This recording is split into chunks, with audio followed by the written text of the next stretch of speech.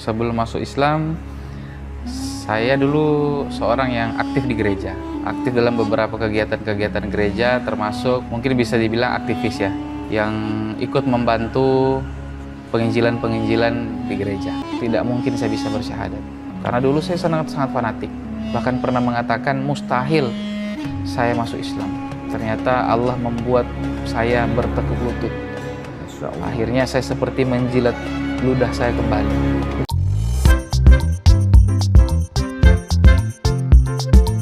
Assalamualaikum warahmatullahi wabarakatuh. Kembali lagi di channel Adama Entertainment, channelnya tentang video Islam dan juga kisah mu'alaf. Sebelum mulai, jangan lupa untuk like dan juga subscribe ya. Tanpa panjang lebar, ayo kita saksikan. Assalamualaikum warahmatullahi wabarakatuh. Waalaikumsalam warahmatullahi wabarakatuh. Ustadz Muhammad Anugrah Ong. Iya, betul sekali. Alhamdulillah. Apa kabar Ustadz? Alhamdulillah baik. Kalau dari namanya nih ada belakangnya ada nama Ong. Ya, Sepertinya Ustadz nih dulunya adalah mu'alaf. benar sekali. Oke, Ustadz, bisa diceritakan sebelum Ustadz masuk Islam itu kegiatan Ustadz apa? Sampai Ustadz mengenal Islam. Sebelum masuk Islam, saya dulu seorang yang aktif di gereja. Aktif dalam beberapa kegiatan-kegiatan gereja, termasuk mungkin bisa dibilang aktivis ya. Boleh dibilang aktivis gereja yang ikut membantu penginjilan-penginjilan di gereja. Sebelum Ustadz juga aktif di gereja, Ustadz ini kan katanya Ustadz itu pernah nakal, ya Ustadz ya, pernah jadi seniman tato, ya Ustadz ya. Bisa diceritakan agak sedikit lebih panjang, hijrah 2 kali kan ke gereja, habis itu mengenal Islam. Ya, seperti anak muda pada umumnya. Ketika masa-masa dulu, ya nakal juga, ikut-ikut pergaulan bebas, jadi jarang di rumah, lebih banyak di jalan. Dulu di agama yang lama, ketika Nasrani juga tidak begitu paham juga tentang Nasrani, karena ke gereja juga jarang. Ya untung sih kalau bisa setahun sekali bisa ke gereja, karena saking jarangnya itu, karena lebih banyak nongkrong, lebih banyak di jalan, lebih banyak ya kenakalan-kenakalan anak muda lah. Sampai akhirnya jenuh juga dengan keadaan seperti itu, mikir juga mau sampai kapan sih seperti ini, nggak mungkin sampai tua begini terus. Mikirlah untuk memperbaiki diri, akhirnya memperdalam keilmuan agama, mulai aktif di gereja, mulai datang ke gereja, mulai ikut ibadah. Ini momen hijrah yang pertama itu. Karena kalau saya menyebutnya, saya ini 2 kali hijrah. Ya, 2 kali hijrah. 2 kali hijrah. Hijrah yang pertama ya hijrah dari kenakalan-kenakalan. Hijrah masuk ke lingkungan gereja untuk aktif belajar, memperbaiki diri dan beribadah. Itu berjalan beberapa tahun sampai akhirnya bisa aktif di gereja, bisa jadi aktivis, bisa bantu-bantu di gereja, bisa bantu-bantu penginjilan. Di proses penginjilan inilah kemudian saya berpikir agama saya waktu itu ini adalah agama yang paling benar, bahwa Kristen ini adalah agama yang paling benar. Sehingga berusahalah saya untuk mengajak teman-teman saya waktu itu, kan ada sebagian yang muslim, mengajak teman-teman itu untuk masuk karena menganggap Kristen ini agama yang baik, sementara Islam ini agama yang buruk. Maka niatnya tuh ingin menyelamatkan, ingin mengajak mereka ke agama yang benar menurut saya waktu itu, dengan mengajak mereka masuk Islam. Jadi sering berdebat dengan teman-teman, sering berdebat dengan orang-orang yang mungkin kalau di Islam disebut ustadz. Sering karena mengajak mereka untuk murtad. Ya, mengajak mereka untuk murtad, mengajak mereka untuk keyakinan Kristen. Nah, dari situ muncullah semangat bahwa dalam proses mengajak saudara-saudara muslim di murtad, saya harus punya bekal juga. Masa saya ngajak orang masuk agama saya, tapi saya tidak punya bekal keagamaan saya harus kuat dan minimal saya harus tahu tentang Islam. Buat apa saya tahu Islam? Buat mencari kelemahan-kelemahan Islam. Mencari tahu kelemahan Islam supaya ketika debat tahu nih mau nyerangnya di mana kan. Ibarat kita mau fight ini kan tahu mau mukulnya di mana. Nah, jadi ada semangat untuk mencari tahu Islam, mencari tahu kelemahan-kelemahan Islam. Akhirnya saya memutuskan waktu itu untuk mendownload aplikasi Al-Quran di HP. Ya, karena dulu kan memang belum punya Quran dan tidak tahu kalau ternyata ada dijual mushaf Quran yang ada terjemah. taunya cuma aplikasi. Downloadlah aplikasi Quran, bacalah. Waktu itu saya memulai baca Quran itu dari surah Maryam. Kenapa surah Maryam? Karena yang saya tahu di surah Maryam itu disinilah menceritakan kisah-kisah tentang Nabi Isa alaihi salam. Iya. Nah, saya itu pengen sekali membandingkan antara Nabi Isa alaihi salam dengan Yesus dalam versi Injil Kristen. Makanya kemudian saya memulai dari surah Maryam. Akhirnya dari situ mulailah membandingkan antara dua kitab ini. Antara Islam dan Kristen. Iya, membandingkan antara Islam dan Kristen, membandingkan antara Injil dan Al-Quran. Dimulai dari membandingkan antara kisah Yesus dan kisah Nabi Isa alaihissalam. Setelah Ustadz membaca surah Maryam, Iya. setelah itu apa yang terjadi, Ustadz? Setelah membaca surah Maryam, ternyata banyak kemiripan kisah. Hanya yang begitu membedakan itu di Al-Quran mengatakan bahwa Isa Al-Masih itu tidak disalibkan. Nah, sebagian besar cerita dalam Al-Quran itu kan adalah sejarah, kisah tentang para nabi, kisah tentang Nabi Isa, kisah tentang nabi-nabi yang lain, kisah kejadian-kejadian di masa yang lalu. Nah, cerita itu membawa saya semakin asik membaca gitu. Jadi membaca surah Maryam, kemudian berlanjut ke surah-surah yang lain. Nah, berproses kurang lebih proses itu hampir 2 tahun.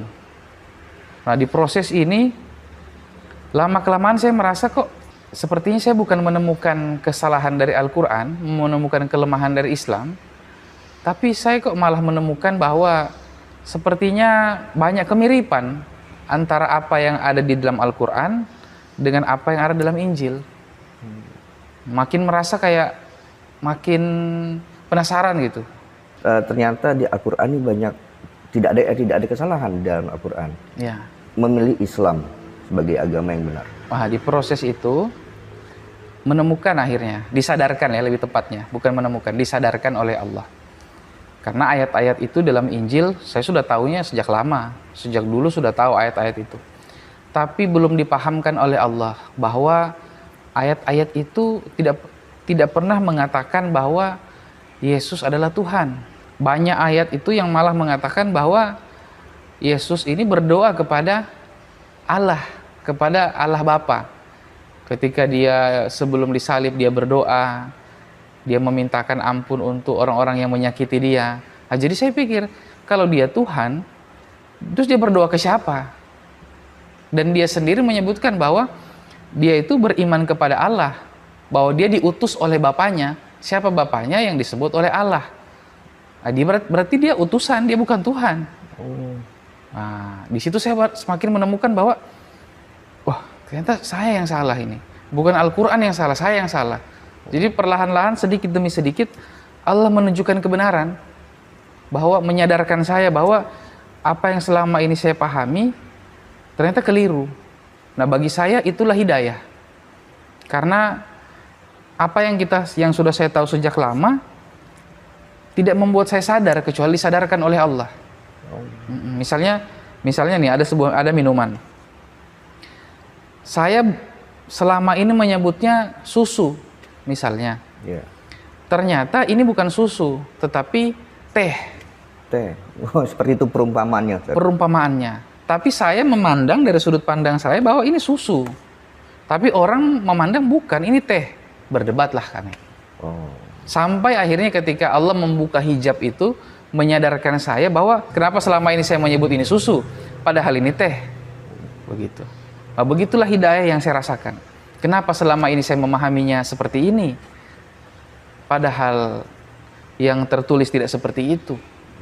Saya berarti yang salah memahami. Dan pada saat itu posisi di gereja Ustadz ini sebagai apa, Ustadz? Waktu itu saya bantu-bantu bagian penginjilan untuk anak-anak muda. Bantu-bantu untuk membantu tarbiyah mereka, untuk mengarahkan, untuk bantu-bantu. Ada namanya tim-tim penjemputan jamaah untuk ya supaya jamaah datang itu merasa nyaman ketika datang ke gereja begitu. Dan pada saat itu Ustadz sudah berkeluarga? Sudah berkeluarga. Ketika Ustadz aktif di gereja, gimana keadaan secara ekonomi, Ustadz? Secara ekonomi lebih baik karena juga dulu saya punya bisnis, punya pekerjaan. Terus ketika kan saya masuk Islamnya itu pasca gempa dan tsunami Kota Palu. Oh, Nah, jadi itu hijrah ke kota lain. Di kota ini kemudian saya dapat jabatan, dikasih fasilitas, dikasih tempat tinggal, dikasih uang bulanan, dikasih kendaraan operasional, dikasih catering makan. Jadi secara ekonomi kebutuhan sehari-hari itu tercukupi. tercukupi Ustadz ya. Ya, tercukupi, sangat tercukupi waktu itu. Oke, ini sangat menarik Ustadz. Kapan Ustadz memantapkan hati untuk melakukan syahadat? Nah, setelah proses 2 tahun itu, hampir 2 tahun itu, akhirnya betul-betul yakin. Awalnya belum langsung Islam, karena ya mungkin hijrah ketiga mungkin ya. Karena setelah hijrah pertama, hijrah dari kenakalan, kemudian hijrah kedua mulai belajar Islam, tapi tidak langsung menemukan Islam secara keseluruhan. Baru meyakini bahwa oke, saya mengakui bahwa tidak ada Tuhan selain Allah atau Allah. Tapi saya belum beriman dengan Nabi Muhammad. Oh, Saya memposisikan diri waktu itu karena di kitab agama yang lama itu ada kelompok yang disebut dengan pengikut Yesus. Saya memposisikan diri bahwa saya ini pengikut Yesus. Jadi saya bukan Kristen, saya juga belum Islam. tapi menyatakan diri sebagai pengikut Yesus. Menyatakan diri sebagai pengikut Yesus. Kenapa? Karena menemukan bahwa apa yang diajarkan Al-Quran dengan apa yang ada diajarkan Yesus itu sama, yaitu mengajarkan kita untuk mengakui beriman tidak ada Tuhan selain Allah. Tapi belum mengakui bahwa Nabi Muhammad adalah utusan. Kenapa tuh Ustadz belum mengakui? Nah, karena waktu itu mungkin ya, salah satunya karena belum mengenal pribadi Nabi Muhammad. Baru mengenalnya tentang Allah. Jadi percaya kepada Allah tapi lewat jalur Nabi Isa. Ya. Nah, dan ke Nabi Muhammadnya belum mau. Karena saya dulu ketika di agama yang lama kami betul-betul tidak tahu tentang siapa Muhammad. Tidak ada bayangan, tidak ada sejarah, tidak ada pengetahuan tentang beliau. Bahkan yang saya tahu waktu itu pengetahuan yang buruk tentang beliau. Hal-hal yang negatif. Iya, hal-hal yang negatif tentang Rasulullah, tentang beliau menikahi anak di bawah umur, tentang apa-apa yang beliau ajarkan, memandang dari sisi negatif.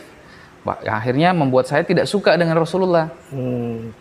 Padahal belum mengenal. Belum kenal. Kenalnya dari sisi negatif. Oh. Ya. Jadi pemahaman yang ada, pemahaman tentang sisi buruknya Nabi Muhammad. Padahal setelah kenal, beliau tidak punya sisi buruk. Begitu. Itu akhirnya buat saya sedikit menghindari Nabi Muhammad. Sebelum lanjut, saya ada info ya bahwa di channel saya ada YouTube affiliate. Jadi sana kalian bisa check out ataupun berbelanja di channel saya. Di sini saya akan memperkenalkan bahwa di sini kalian bisa berbelanja produk ya. Di sini kalian bisa klik Adama Entertainment di halaman profil, kemudian kunjungi toko, dan di sini kalian akan disuguhi berbagai koleksi unggulan baik itu mainan, minuman, peralatan konten kreator dan fashion muslim. Kalian tinggal klik dan berbelanja di sana. Atau kalian juga misalnya ingin berbelanja langsung di videonya, kalian bisa lihat di sini. Nah, di sini kalian pilih selengkapnya. Nah, di sini akan muncul produknya ya. Produknya di sini toko mainan, minuman, peralatan, lihat komentar. Dan juga bisa lihat toko Adama Entertainment. Tapi jika kalian misalnya tidak sempat melihat itu, kalian bisa lihat selengkapnya. Nah, di sini juga kalian bisa lihat yang menjadi konten kreator, minuman, dan juga pakaian dan aksesoris. Jadi kalian tinggal klik saja videonya. Saya menghina Nabi Muhammad, terus benci dengan azan. Jadi ketika datang waktu sholat, azan berkumandang di masjid, saya itu ngomel-ngomel di rumah. Saya marah-marah di rumah. Kenapa? Jadi merasa terganggu, merasa kok ribut ya. Kok mereka yang mau ibadah, kok harus teriak-teriak, ribut-ribut gitu. Harusnya kalau mereka mau ibadah aja. Nggak usah ribut-ribut gitu. Sedangkan di Kristen nggak seperti itu. Iya, sedangkan di agama saya yang sebelumnya, kalau jamnya ibadah kan nggak ada yang teriak-teriak. Nggak ada yang teriak-teriak manggil-manggil, ayo ibadah, nggak ada. Ya, tenang-tenang saja kan. Nah, justru sadar bahwa ini jamnya ibadah, harus bersiap, membuat saya meyakini bahwa agama ini benar, Islam itu salah gitu. Oke, ketika sudah meyakini Allah itu adalah Tuhan yang satu, masih aktif di gereja, Ustaz? Sudah kurang aktif. Jadi keadaan hati galau. Ya, galau, bimbang, gelisah gitu, karena sudah tidak nyaman juga, merasa sudah tidak sepemikiran. Apa yang diajarkan di gereja merasa sudah tidak cocok gitu. Karena saya meyakini bahwa tiada Tuhan selain Allah, sementara pemahaman keyakinan di gereja itu Tuhan itu Tritunggal, bahwa Yesus itu Tuhan, Allah Bapa dan Roh Kudus. Nah, saya sudah tidak mengakui bahwa Yesus adalah Tuhan. Jadi masuk gereja sudah galau. Udah jarang juga ya. Ya, sudah mulai malas ke gereja, udah tanggung jawab, apa yang diberikan tugas itu sudah mulai tidak dijalankan lah. Tinggal istri saya yang masih aktif. Oh, istri dan orang-orang gereja dan teman-teman tidak ada yang bertanya-tanya atau mencari Ustaz? Karena kan posisi Ustaz itu begitu penting di sana. Kalau istri sudah tahu bahwa saya sedang galau ini, masalah ini, istri sudah tahu. Kalau teman-teman di gereja belum ada yang tahu.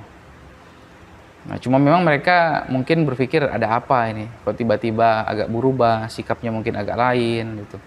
Cuma memang saya tidak menyampaikan itu karena masih berproses sendiri gitu, bersama keluarga, bersama istri gitu. Jadi apa yang saya dapat saya pelajari, kemudian saya ceritakan ke istri. Jadi istri tahu betul.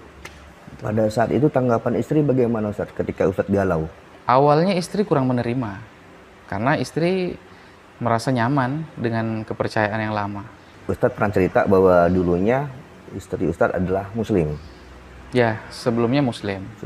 Ini nggak apa-apa diceritakan Ustadz? Nggak apa-apa, aman. Nggak apa-apa. Oke, itu nanti kita pending dulu. Saya penasaran kapan Ustadz syahadat dan ketemu sama siapa? Syahadatnya waktu itu, seingat saya, bulan Juli tahun 2019. 2019. Ya, Artinya itu udah mengakui Nabi Muhammad sebagai Rasul terakhir. Iya. Nah itu gimana ceritanya? Nah, itu prosesnya tadi kan sudah syahadat setengah itu. Syahadat setengah. Syahadat setengah, iya. Baru ngakui Allah sebagai Tuhan. Baru ngakui Allah, tapi belum sampai, baru ngakui bahwa asyhadu an la ilaha illallah, tapi belum sampai ke asyhadu anna Muhammad Rasulullah. Nah, waktu itu atas izin Allah, itu baiknya Allah pertemukan dengan orang-orang yang akhirnya jadi jalan saya pada keimanan kepada Allah dengan sempurna. Waktu itu ada seorang Habib dari Jember, datang ke kota Palu. Saya waktu itu kan belum tahu siapa ini Habib. Cuma dengar-dengar informasi bahwa Habib itu keturunan Rasulullah, keturunan Nabi Muhammad. Oke, saya penasaran kalau beliau keturunannya, mungkin beliau tahu banyak tentang Nabi Muhammad. Mendengar Habib itu datang, saya cari di mana beliau nginap. Kebetulan alhamdulillah saya punya akses untuk bisa ketemu beliau selama beliau di Palu. Siapa namanya Ustaz? Namanya Habib Muksin. Beliau ini termasuk salah satu cucu dari Habib Soleh Tanggul. Habib Soleh Tanggul. Jember ya. Oke, setelah ketemu dengan Habib Muksin. Ya, bertemu Habib Muksin itu kurang lebih seminggu.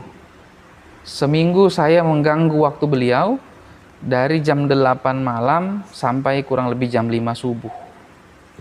Jam 8 malam sampai jam 5 subuh? Sampai jam 5 subuh. Ngobrol, bertanya, mencari tahu tentang siapa Nabi Muhammad. Jadi Habib tolong ceritakan tentang Nabi Muhammad. Diceritakan begini. Pokoknya saya bebas, apa yang saya mau tanya, yang saya rasa mengganjal, tanya. Kok begini? Nah, termasuk di situ diskusi juga akhirnya tentang Islam. Bertanya, kok Islam itu begini? Kok Nabi Muhammad menyuruh kita bersolawat kepada dia? Nah, terus isi solawatnya itu kan kebaikan kepada Nabi Muhammad, untuk Nabi Muhammad.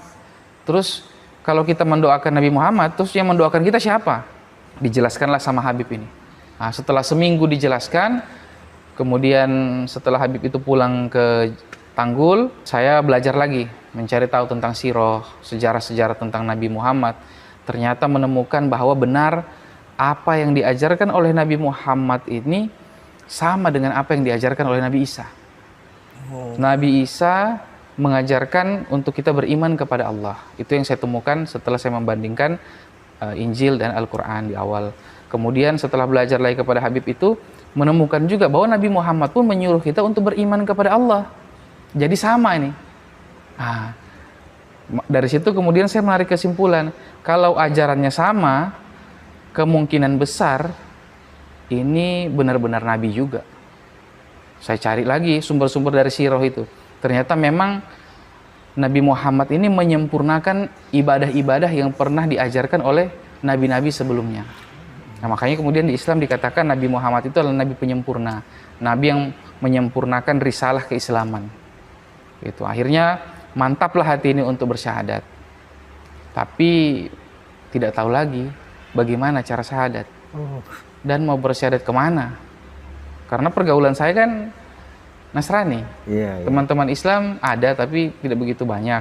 Dan karena sering saya ajak debat, akhirnya agak renggang, agak kurang akrab lagi gitu. Adapun yang akrab, teman-teman juga belum begitu memahami Islam. Jadi ketika mau syahadat, saya bingung mau bagaimana ini syahadat. Akhirnya saya sampaikan ke istri, ayo kita syahadat lah sekeluarga.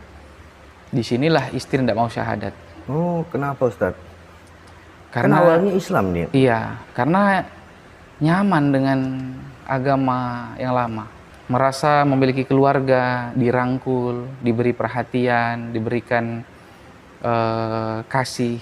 Gitu. Sedangkan di Islam enggak? Di Islam dia merasa dia tidak merasakan itu, tidak ada yang merangkul, tidak ada yang peduli. Gitu. Sehingga istri saat itu belum mau kembali ke Islam. Belum mau. Nah, itu berproses lagi, butuh waktu lagi saya untuk meyakinkan bahwa Islam tidak seperti itu. Karena mungkin yang seperti itu adalah umat Islam yang belum mampu mengamalkan Islam secara sempurna. Tapi Islamnya sendiri tidak seperti itu. Karena sebelum saya syahadat itu kan saya baca Quran, saya baca sejarah. Saya menemukan bahwa di Al-Quran itu Allah memperkenalkan Islam sangat indah. Dan sejarah Nabi Muhammad itu sangat indah, sangat peduli, sangat menunjukkan akhlak, adab yang baik, kepedulian, rahmatan lil alamin. Nah, itu yang membuat saya yakin bahwa Islam tidak begini. Ini orang Islam. Jadi beda, bagi saya beda antara orang Islam dengan Islam. Orang Islamnya yang bisa saja tidak sempurna dalam mengamalkan Islamnya, tapi Islamnya sendiri sempurna. Oke, saya sampaikan ke teman-teman. Ternyata teman-teman tidak ada yang tahu alamatnya. Maklum karena teman-teman ini juga bukan orang-orang yang aktif dalam kegiatan-kegiatan Islam. Jadi tidak begitu tahu tentang majelis, tentang tempat-tempat ulama itu tidak begitu tahu. Butuh waktu lagi untuk mencari tahu linknya, untuk mencari channel yang bisa tahu di mana tempat tinggal beliau. Dan akhirnya? Akhirnya Allah pertemukanlah dengan Habib Rotan waktu itu. Seingat saya malam Jumat, saya lupa tanggalnya, bulan Juli 2019. Sampailah ke tempat Habib Rotan, akhirnya atas izin Allah, Allah mudahkan lisan ini, hati ini untuk beriman kepada Allah dan Rasulnya, untuk mengucapkan 2 kalimat syahadat, untuk menyempurnakan keislaman. Alhamdulillah. Pada saat itu, apa yang Ustaz rasakan setelah selesai mengucapkan syahadat? Setelah mengucapkan syahadat ya hati jadi plong gitu. Jadi yang selama ini membuat saya galau, yang selama ini menyita waktu saya kurang lebih 2 tahun itu akhirnya tuntas.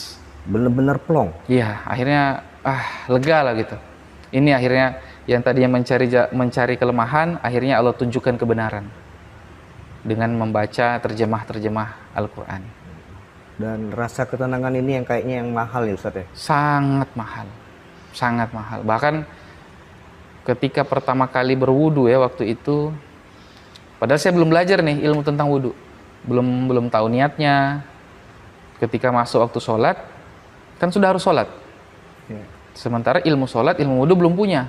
Nah, jadi teman saya bilang, ada beberapa orang teman saya yang alhamdulillah mendampingi saya waktu itu, udah berwudu, ikuti saja saya di tempat wudu. Ya, jadi teman saya berwudu di samping, saya di sebelah.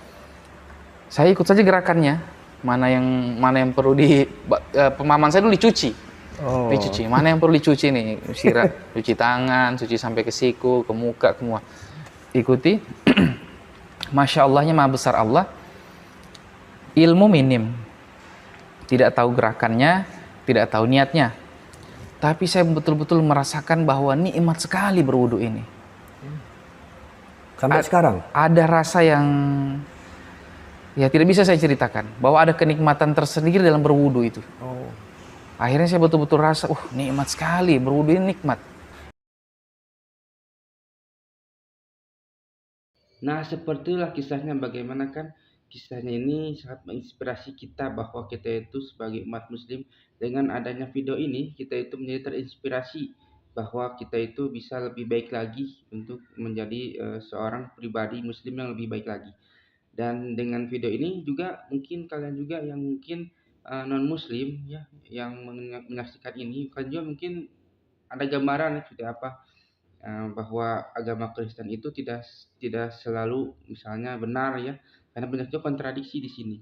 Bahwa agama Kristen, agama non-Islam misalnya gitu ya, jika orang-orang mereka itu mualaf itu karena apa? Kebanyakan itu mereka itu tahu bahwa Islam itu adalah agama yang benar, agama yang lebih masuk akal daripada agama-agama lainnya.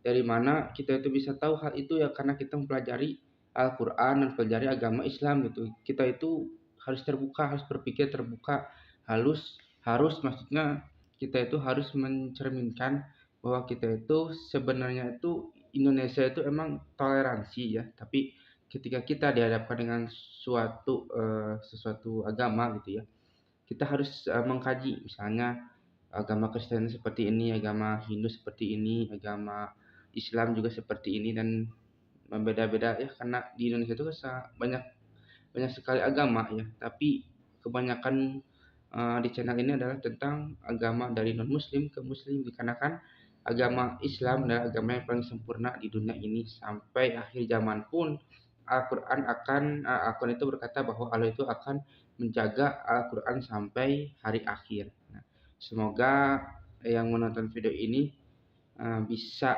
terinspirasi ya, dan semakin kuat lagi imannya, terutama agama Islam ya.